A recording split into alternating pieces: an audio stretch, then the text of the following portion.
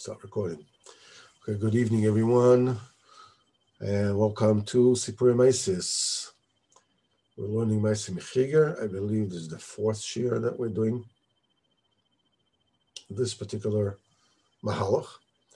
And what we have seen so far that the cripple says he couldn't walk, and he decided he's gonna hire a wagon and a faithful representative, a neman and a balagola and a driver. And we said this is the union of Emunah, and we said that the agola, the wagon, represents the Emunah.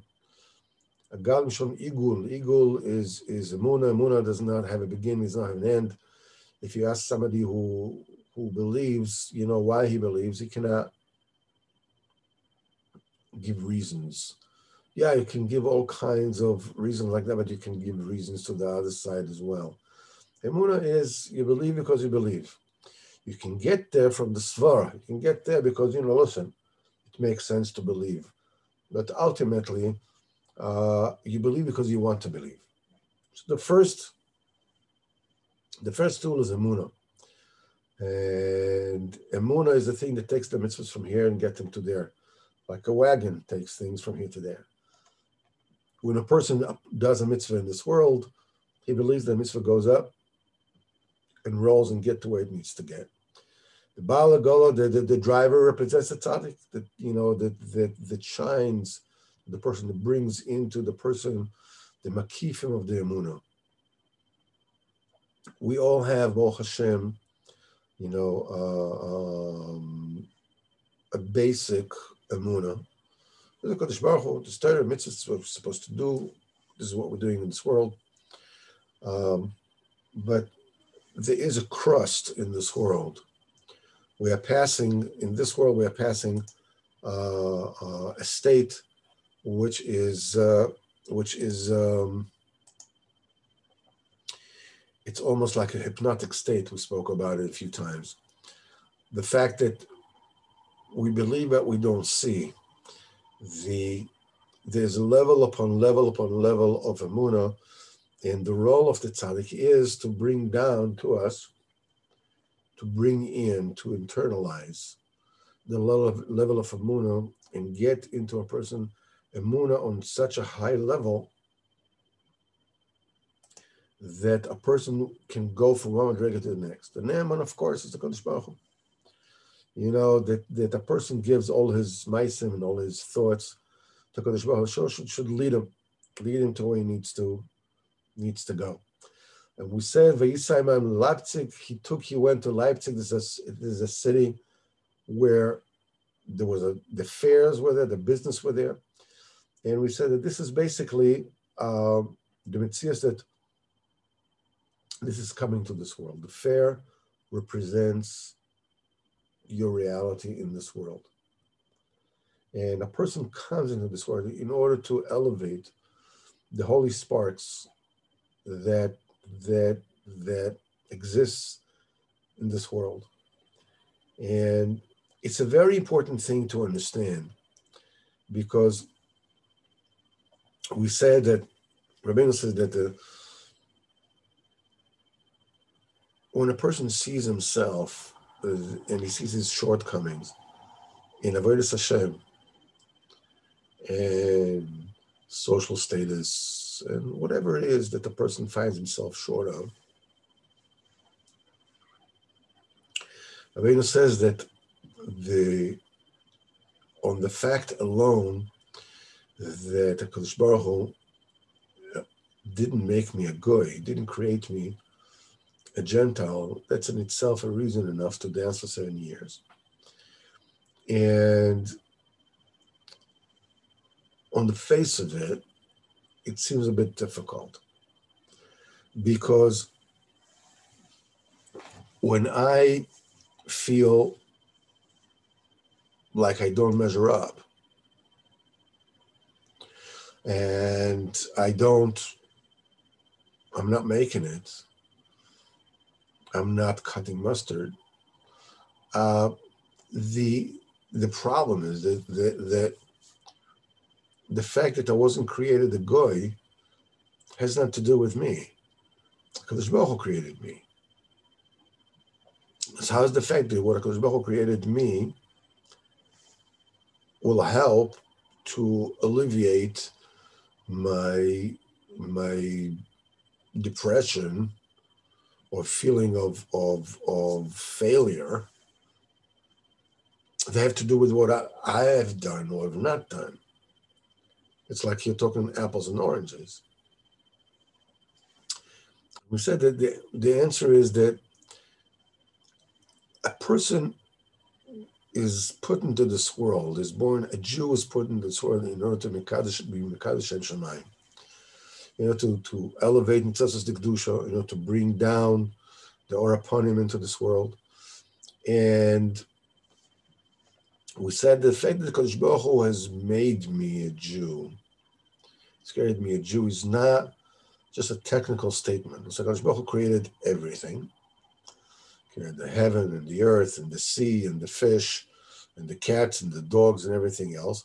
And amongst it, of course, he created the Jewish people, and he gave us a Torah, whatever it is. And I'm amongst those people. It's a much more personal relationship between a person in a Kodesh Baruch Hu. A Jew is put into this world, and by his very being in this world, Rabbeinu says in Terech HaFalef, in Likutei Moharan, which we're learning, is bringing down, is drawing down Or upon him, is mamshich Or upon him. That it's a shefa of Ruach HaKodesh, which is a spirit of Chochmah that comes from Kodesh by a person's very being. You may judge yourself. You may look at yourself. I'm hacking it. I'm not hacking it. I'm doing it. I'm not doing it. I'm good. I'm not good. This guy is better than me. This guy is worse than me. This guy is higher. This guy is lower. But the truth of the matter is that every single Jew represents an entity that is in charge of being Mekadosh, the name of HaKadosh Baruch Hu in this world, which entails lifting up the holy sparks, which means bringing down the Shefa Or upon him, and which is the Shefa of godly intelligence into this world. HaKadosh Baruch Hu trusts you to be Mekadosh Shem Shemayim and to do this in this world by your very being. It's like a person who has a father who's a very wealthy man, and the father takes the son and he sends him, to go and deal with, to do a business deal with some very big people, very wealthy people. And the son has, the fact that my father sent me, it means that he trusts me. He trusts me. Usually when these things happen to us, so it depends a lot on what kind of story we bring into the table. How did my father actually look at me? Did he really trust me or didn't trust me, whatever it is? Am I absolutely certain that I'm going to botch it up? So maybe I shouldn't go at all. Or, was he sending me? Let me send my brother. I don't know. But the truth of the matter is that every single person, you are now at the negotiating table. And you will succeed no matter what you do. As long as you want to succeed, you will succeed. Don't look at what kind of results you have to show for it. You don't know what your father wants from you. Maybe your father says, I just want him to learn the ropes. I want him to taste what failure is like so he can get up and start walking again. That is more important to me than the few $1 million that he's going to lose on a bad deal. I want to see what he does, when he stinks up the joint. What is he going to do then? This is a much more important aspect in the education of a businessman than to have success right from the get-go. In fact, they say, if you really want to mess a person up, take him to a casino and have him win the first night. That's it. You killed him. He'll never get out of that. So, but the whole thing is your father trusts you. Because Baruch Hu trusts you just the way you are. What are you talking about? Just the way I am. I'm just like I look like spelling mistakes, man. I'm just like what are you talking about? I'm like under Wikipedia, when they say failure, they have my picture there. What's that? What are you talking about? No. In your mind, it has nothing to do with whether you're going to succeed or fail. In your mind, you're a failure. Kadosh Baruch Hu doesn't share this view. How do I know?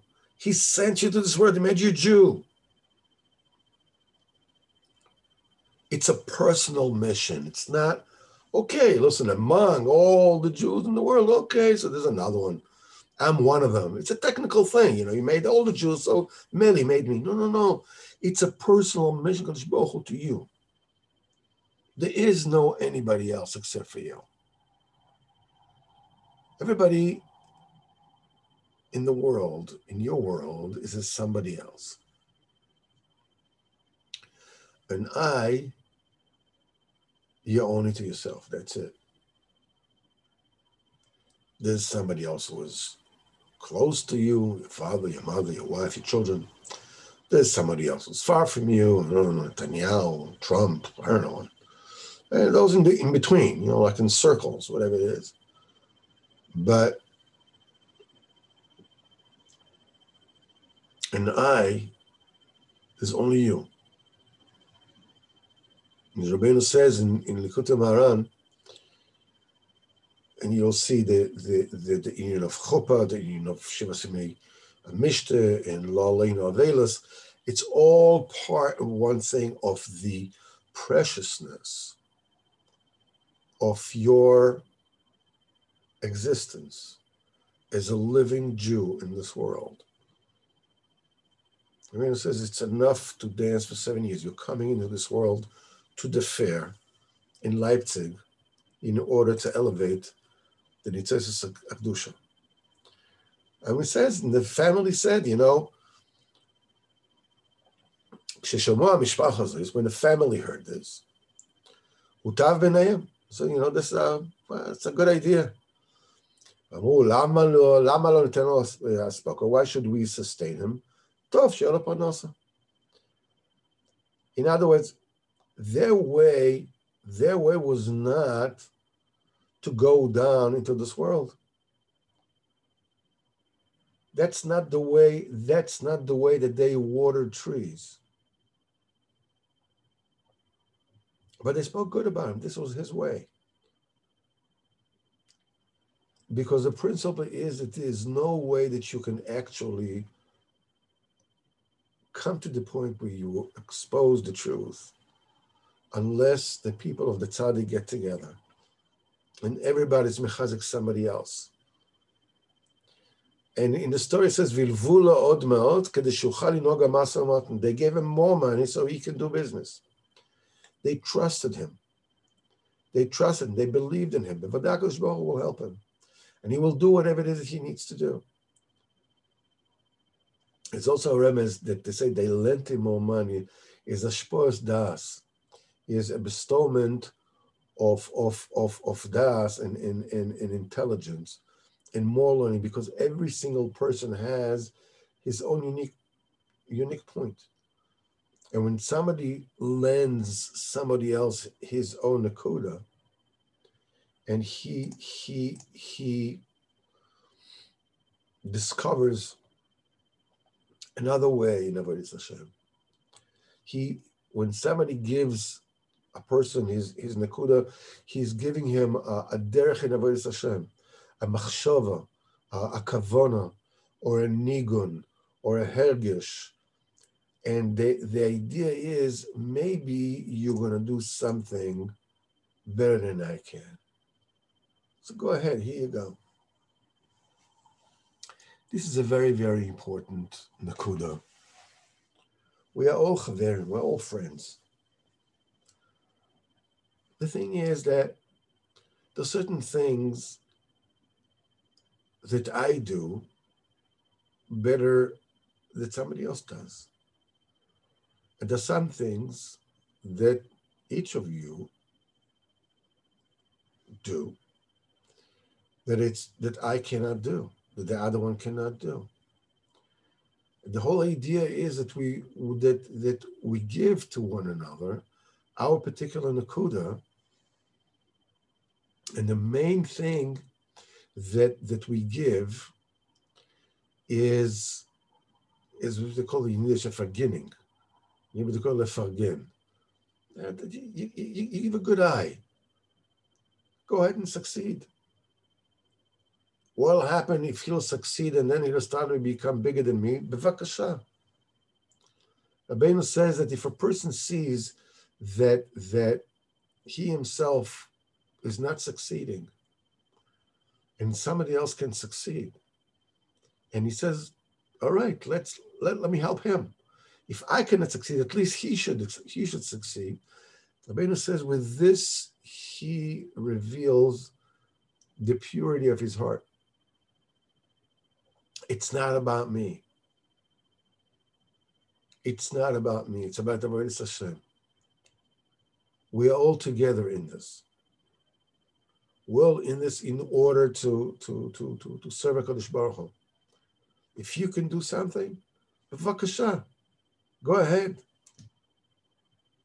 Milanu gone from Moshe Rabbeinu, that when HaKadosh Baruch Hu says, give me the 70 elders, and I will put the from the spirit of prophecy which is upon you, and I'll put it upon them. And then came a rumor that Eldad and Medad are prophesying in the camp. They didn't come out. Because according to the Cheshbon, it didn't divide into, there were an equal number of sages to come from every tribe to make 70. So there were 2 extra. So Eldad and Medad, they said, okay, we don't deserve it, let somebody else go. So as a result is they are the ones who actually continued to prophesize. And their prophecy was, Moshe Rabbeinu is not getting into Eretz Yisrael. He's passing away in the desert, and Yeshua is bringing Am Yisrael in. When Yeshua heard this, he was incensed. He says, Adoni Moshe Klein. Different, explanations of exactly what it is he meant, Klein. Some say, imprison them because they didn't have rishus. Some says, make them, give them official jobs. I mean, politicians. Everybody will already make sure that they finish off early. Just take a look at what they're doing to Netanyahu. Just make them officials, make them politicians, maybe the mayor, whatever it is, they'll finish off by themselves. Then Kalim Eleim. Moshe Rabbeinu says, what, are you jealous for me? All the Jewish people will be prophets. Or skin of my nose? Forget. Everybody should be enough. That means that, and the thing is that we can't without one another. You see, it looks, these Zoom shiurim. They seem like I'm sitting here and I'm talking, and you guys are there and you're listening, and that's the way it goes. But the point is that, this is not my diburim, especially not what I'm saying now.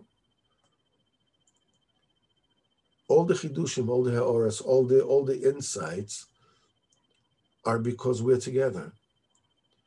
As we learn in Torah Chav, we are all together. The neshamas go up, we're all together, and we get diburim from Leva Elyon. We're all in it together. And it's crucial to understand it. This is that's the thing that his family, was giving him. And we said, through this kind of unity, that kind of unity is the thing that brings the redemption, the Geulas Yisrael. So it said, and he came to the Kretschmer, he came to an inn in the middle of the road where people rest.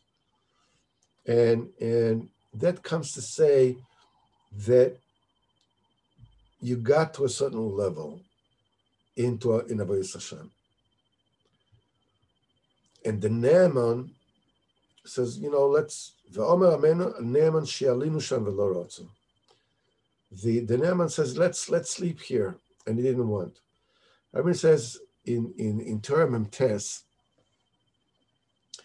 then when one's heart is burning like fire to HaKadosh Baruch Hu, there's a need to contain the flame.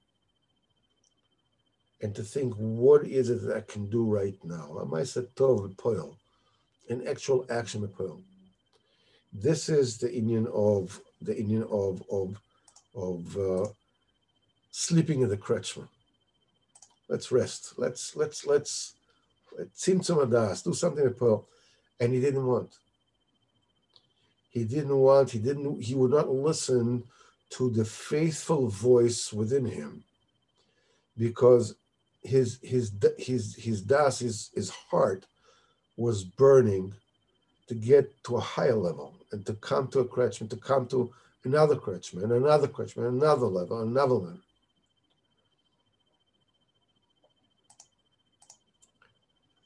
This brings us to a certain nakuda that we spoke about on Motzei Shabbos.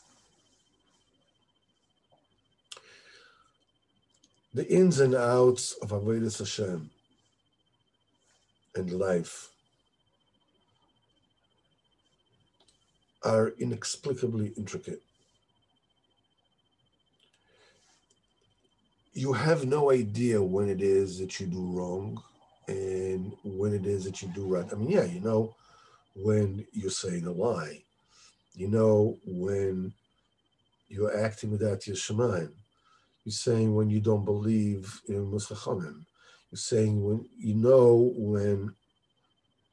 not looking at what it is that you should be looking at, and you're looking at what it is you should not. And there's always a price to pay. And the price is a hastara. And you find yourself that you're like a drunken sailor bumping into the walls. And we said that the technique that is so important to adopt and to learn in this world is what we call in Motzei Shabbos the hook shot. What they call in basketball,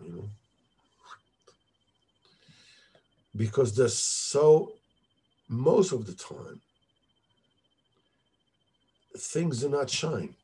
If you're sitting and learning Baruch Hashem, all right, things are going. But even then, when you get used to what is going on and the things which surround you, you're not doing it here, the tefillah is not, and this is not working out, and I'm not getting through to my wife, I'm not getting through to my kids, I'm not getting through to myself. it is so easy and so prevalent to find oneself in a state where things are not going. And I'm walking in a fog, and I'm sort of like, I have like things in front of me trying to find out not to bump into walls. Sometimes we're overzealous. Sometimes it's not enough. Sometimes a voice within us says like, whoa, take it easy, calm down. Says, no, I gotta go ahead. Sometimes forget. Says, don't worry about it. The klal is that as we will learn afterwards,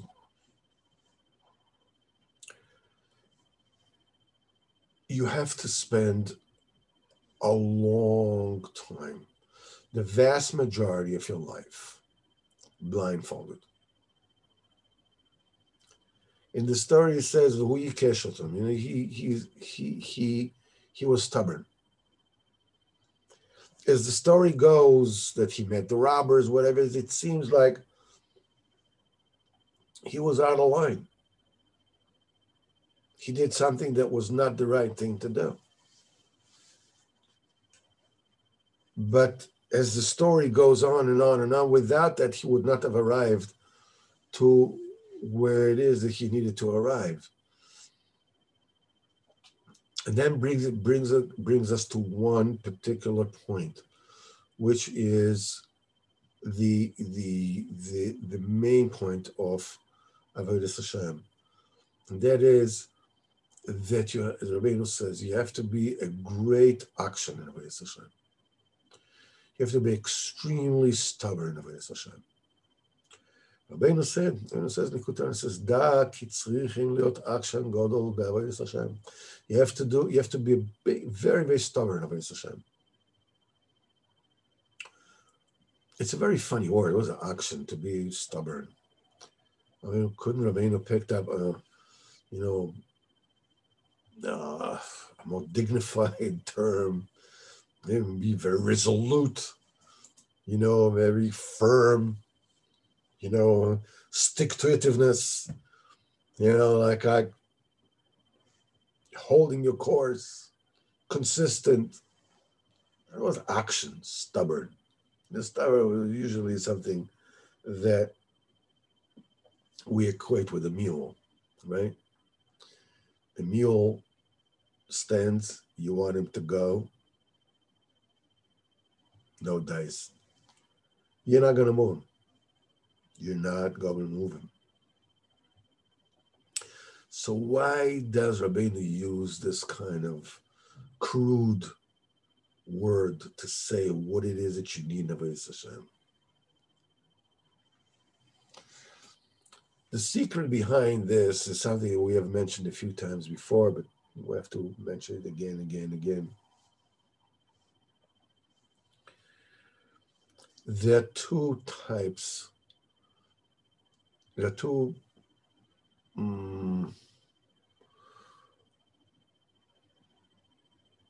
how should I say it? The people do things from either one of two modes. Either they do it because of a reason, or they're doing it because they're obligated. They're being non-reasonable. Being reasonable means that you do something because there's a reason that you should do it. You're being reasonable.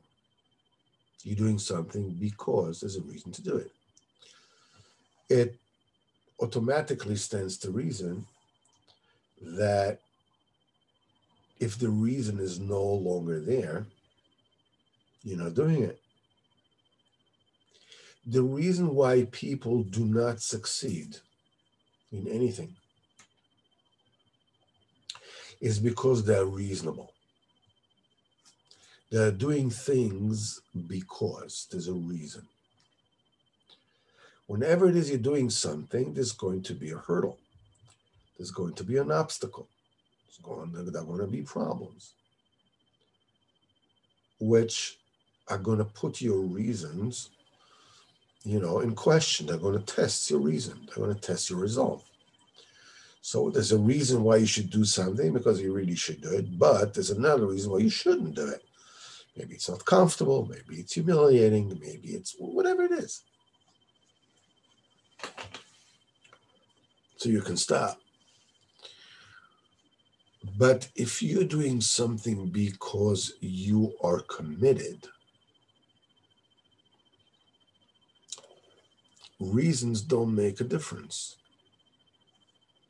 I'm committed to doing it. The reason why people succeed in anything, as we said a little bit with Shabbos, is because they are non-reasonable. They're unreasonable. They're committed. The reasons don't make a difference. The problems that people may have in Shalom Bayis is because they want to base their relationship on reasons. I don't have a reason I should be nice to my wife. But what happens if I don't, right now I have a reason not to be nice to my wife. What about that? Well, then I won't be nice to her. Well, okay. This is the thing that brings about Shalom Bayis problems. Because women, being women, operate differently than we do. And every now and then, they have to dig into you.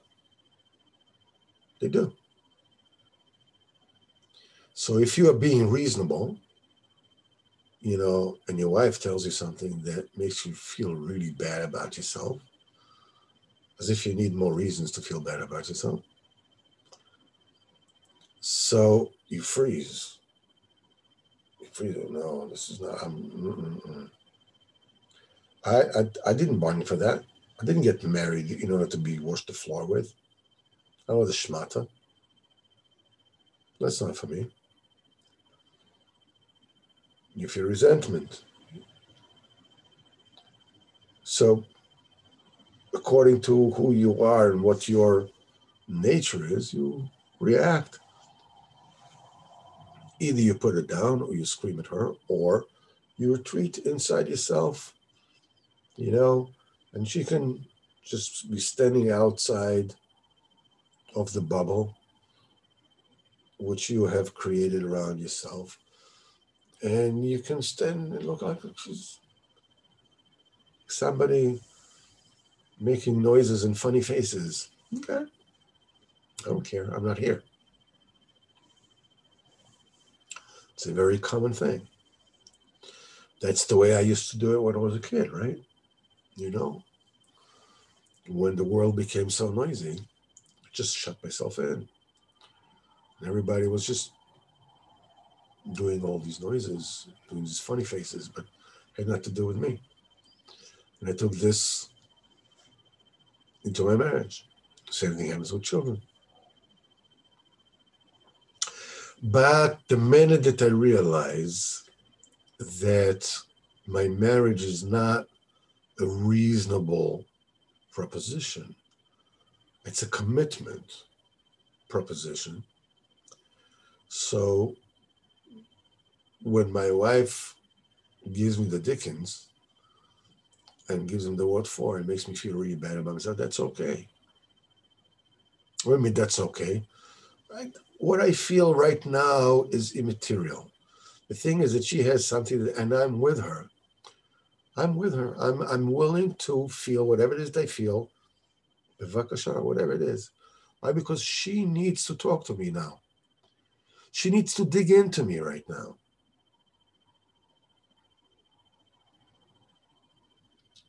Okay. Let it be. You'd be amazed. You'd be amazed. You'd be amazed.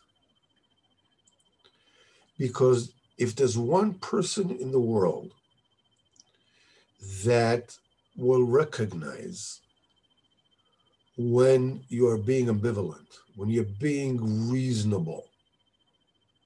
You know, if I like you, okay, honey, how are you? And when you don't make me feel good, then, huh? What the heck are you? The first person that will realize this unerringly is your wife. And the first person that will realize that you are being committed is also your wife. And she'll test you. She'll put you to the ringer, you know, try to push your buttons, not try, push your buttons. And if you are an oxen to what? I'm committed. I'm her husband. I'm their father. I'm committed to the course. So they'll test me. So they'll, whatever it is that they do, but I'm committed. At the end, but a wife usually works very, very quickly, because a wife realizes where you are better than anybody else. Your children will take a little longer because they already learned, that, maybe you are, somebody who doesn't look, who doesn't care, who doesn't, whatever it is, into your own world, into your own pain, whatever it is. And once you start changing on them and starting to become, being committed and looking in and giving, chances are they'll freak out. They won't trust it.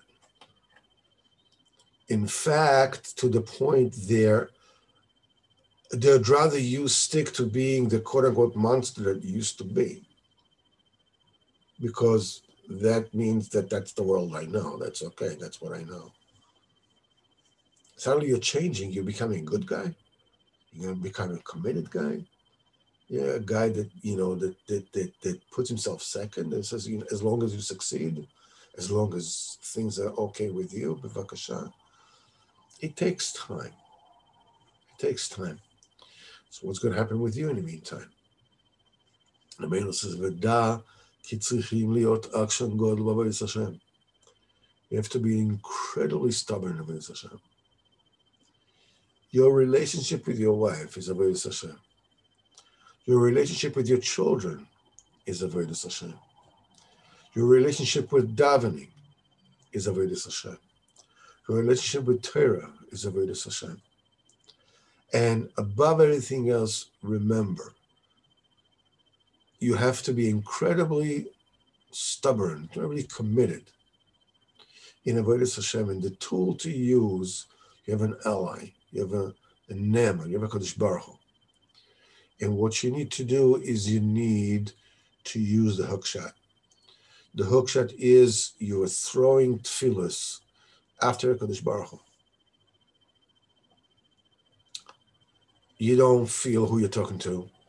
You don't feel like talking. You don't feel like doing anything. But you're flinging a tefillah at the Kadosh Baruch Hu, and you ask him, I have to speak to you now. I really don't feel like talking to you right now. I'm supposed to get up and daven. I don't want to daven now. I'm davening when it's supposed to go from Odan Oilam. Can I start from Hoda, please, pretty please? Can I find a minute that already holds my Baruch Hu? And say every single word. Every single word to say it. Can I just mumble it? No. Da ki tzrichim liot akshan godel b'avodas Hashem. Now, what am I doing with my feelings? Because that little child in me is roaring all the time, like, what's going on, man? That's not me. I'm not in it for excellence. Never was. Excellence is for other people. It's for the smart guy, for the the guys who are matzliach, the guys who are successful. But that's not me. It's okay. One of the children that have to actually get used to the fact that you are a father and a parent and a giver is you. In fact, before you give you can't give to anybody else.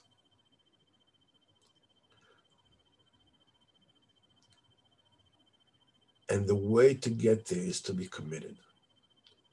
The way to get committed is to talk to Kodesh Baruch Hu.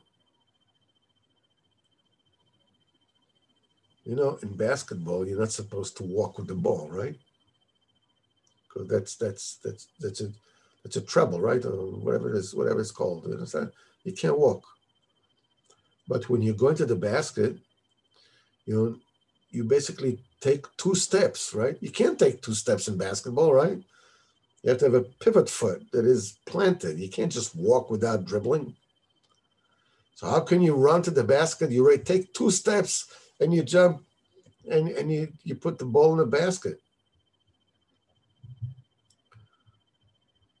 Because when you're going for the basket, you can take the 2 steps. You can break the rules.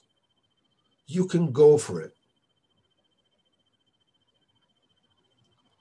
Feelings, in the meantime, they're only indications that there's something for me to keep at bay. Go through it.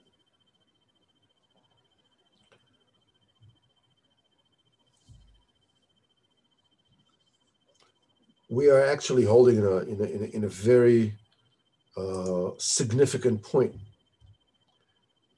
in the story, where they told me the sensible thing is to stop by the inn, to cool down the fire and do something lemaisadik. You can learn, okay, do a mitzvah, do a chesed, do something which is small in the here and now, but you're burning. You have to be a big action of Eretz Hashem, as we said before. The next step is v'nas'u misham v'ta'u bayar v'naflu al gazlanim. They went from there, they came into a forest, and robbers fell upon them. This B'ezrat Hashem, we will continue in B'ezrat Hashem next week. So, B'ezrat Hashem, this Thursday, Bli Neder, Hashem should help us. We will continue Likutei Moharan, Terech Chaf Aleph. And I want to thank everybody who was here tonight. B'ezrat Hashem, I'll see you all on